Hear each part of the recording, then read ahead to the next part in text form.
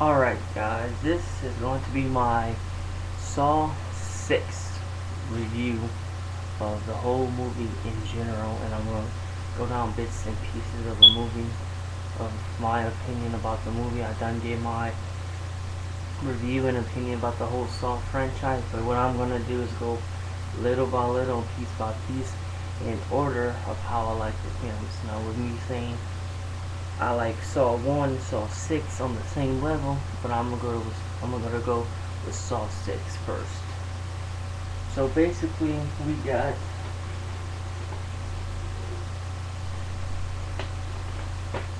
Saw, Saw 6, and basically the tagline is the game comes full circle, and basically that's what happened in the movie. All the pieces of the puzzle of the Jigsaw story, of his legacy, it all comes crashing down at the end of the movie. Not only at the end of the movie, but throughout the movie, the pieces are coming together until towards the end it comes crashing down. Well, basically how the movie is, is Detective Hoffman. He's basically carrying on Jigsaw's work as we know, and he basically puts these people in a trap.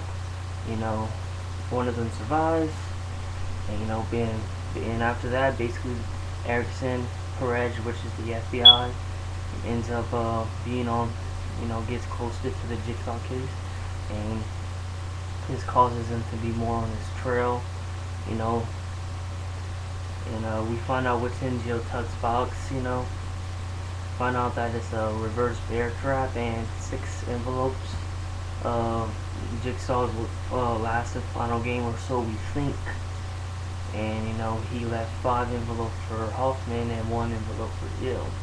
5 envelopes was for Hoffman to test Jigsaw's past associate William that was involved in healthcare. Jigsaw went to him for healthcare coverage, and William denied him. Basically William had this philosophy, and so did Jigsaw. And this is kind of like how the flashback sequence is kind of the beginning, the origin, the chronicles of the Jigsaw character. We see him slowly developing into the Jigsaw character.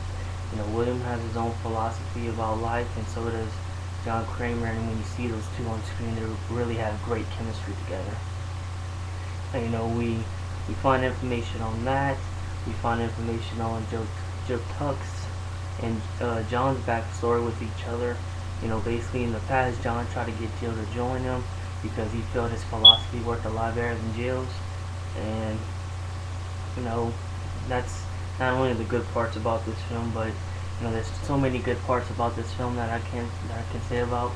And and as present time, Hoffman sets up the game with William and most of his associates, and basically what William has to do is go through a series of tests and basically sacrifice something of himself or do something, and basically the one he really has to save, basically goes like this. If you save this person, and he'll be against your policy to offer coverage, but you gotta save this person because she has a family. And that's what was one of his games. He had one of his associates, 2 of his associates. One had a family, and one basically had no family, and no one really knew about him. Like Jigsaw said, if something would happen to him, it's not like nobody would know about it. And basically what it was is the woman was against William's policy, and the man wouldn't be, so he ended up choosing the women. So that's basically what the psychology of William's game was. And at the same time, Hoffman, is basically, paranoid. He's basically, you can see him getting consumed, that his secret is almost out in public. He is threatened. The FBI is on his trail. They realize the puzzle piece on the latest victim is a different one than Jigsaw. As the last Saw movie in it, Strom got crushed. He framed Strom. They don't think it's Strom, but they have the evidence that it could be Strom, but they're not sure yet, and they're trying to find evidence to where they can go public with Strom's involvement, but they don't. And basically what Hoffman's been doing is he's been putting Strom's last remains, which is his arm from the crushing room. He's been putting fingerprints on the scenes. And, what happens is,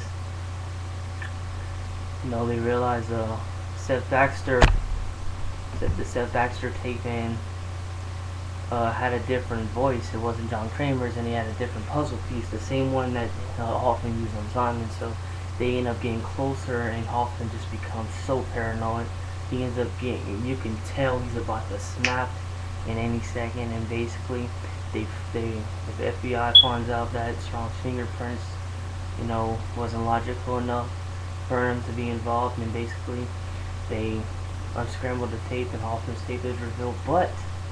But as smart as Hoffman is, he kills him in less than 15 seconds. Basically more to cover his own tracks, and before it sets the building on fire, and puts Strong's prints all over. Out of desperation, to cover his tracks. Well, we also find out that Hoffman and Amanda knew about each other between Saw 3 and basically towards the end of the movie. We find out Amanda's note. That Amanda's note was from Hoffman. Hoffman blackmailed Amanda to kill Lynn Denling because he knew that she was involved with Jill losing Gideon. And that's a piece of the puzzle that comes crashing out. That's one of the big twists at the end. Another twist is that you got a family in one cell and Pamela Jenkins in the other. And when William finally gets through, you think he's gonna go to the family because you think that's his family, but he ends up going to Pamela, which reveals that it's actually his sister, and the family that was on the other side is the family of the husband that he denied coverage to. Basically what happens is sets up a gory kill for William by the son, and William gets killed gory, and at the time we find out what's actually in Jill's box. It's a 6 envelope for Hoffman, and it's the reverse bear trap. And basically what that means is the game comes full circle. That's one of the points of that line, and basically Hoffman is tested. Well, I wouldn't say tested, but Jill puts the reverse bear trap, sets the trap on him, she leaves the room. Hoffman basically fights for his life, unstraps himself by beating himself on his hand with the trap, and he's out of desperation, he's doing whatever he can to escape the trap until suddenly he slams his head through a window as the trap opens, stuck between the bars, and suddenly he escapes. He rips his head off the trap, causing part of his face right here to rip open, and that's how the movie ends, with him screaming in agony and pain. But like I said, Saw 6 is one of my favorite movies out of the whole series, and probably one of my favorite movies in general. I just think it's a real good movie. They told a real good story. They had good characters, better characters. Hoffman is just completely badass at this point. I love the Hoffman character, if you ask me, but that's just my opinion. Of course, Jigsaw is better, but as for right now, Hoffman basically is, he's the man right now. And Saw 7, he's gonna be on the hunt for Jill.